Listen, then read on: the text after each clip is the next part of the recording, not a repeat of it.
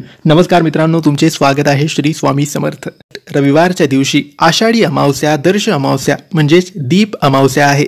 या दिवशी घरातल्या महिला, विवाहित महिला आपल्या घरात जेवढेही दिवे आहेत त्यांना स्वच्छ धुवून साफ करतात आणि एका पाटावर पूर्व दिशेकडे तोंड करून एक पाट किंवा चौरंग मांडतात. त्यावर स्वच्छ असा कापड आथरतात आणि त्यावर सर्व दिवे ठेवून त्यांच्यामध्ये तेल, तूप, वात टाकून त्यांना प्रज्वलित करतात. त्यानंतर त्या दिव्यांची पूजा करतात आणि त्यानंतर दिव्यांना नैवेद्य दाखवतात. काही प्रार्थना, काही मंत्रजाप, नंतर आरती करतात. अशा रीतीने दीप अमावस्या ही साजरी केली जाते.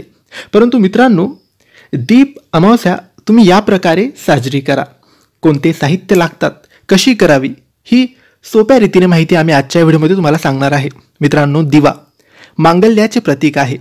दीप अमावस्या म्हणजे आषाढ अमावस्या असते.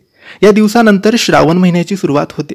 या दिवशी घरातील दिव्यांना दूध आणि पाण्याने धुवून स्वच्छ करावे. म्हणजे पाणी घ्यावे, त्यामध्ये 1-2 चम्मच दूध टाकावे आणि त्या पाण्याने आपण दिवे स्वच्छ करू शकतो. त्यानंतर पाटावर वस्त्र घालून त्यावर सर्व दिवे ठेवावेत. पाटाभोवती सुरेख अशी रांगोळी काढावी. त्यानंतर फुलांची आरास करावी. सर्व दिवे तुपाने, तेलाने प्रज्वलित करावे. त्यानंतर साहित्य कोणते लागेल? हळद, कुंकू, फुले, अक्षता हे सगळं लागेल. ते वाहून तुम्ही मनोभावे पूजा करावी. त्यानंतर आघाडा, दुर्वा, पिवळी फुलं यांनी दिव्यांची पूजा करावी. त्यानंतर तुम्ही कणकेचे, उकळीचे गोड दिवे बनवून तो नैवेद्य दाखवावा. आता कणकेचे गोड दिवे म्हणजे काही लोक गोड दिवे बनवतात, काही लोक फक्त कणकेचे दिवे. गोड दिवे बनवायचे असेल तर गुळाचे पाणी टाकून ते पीठ मळायचं, त्याचे दिवे बनवायचे आणि जसे मोदक आपण वाफतो तसे ते उकळीचे दिवे आपल्याला बनवायचे असतात. 7 किंवा 11 दिवे आपण बनवू शकतो.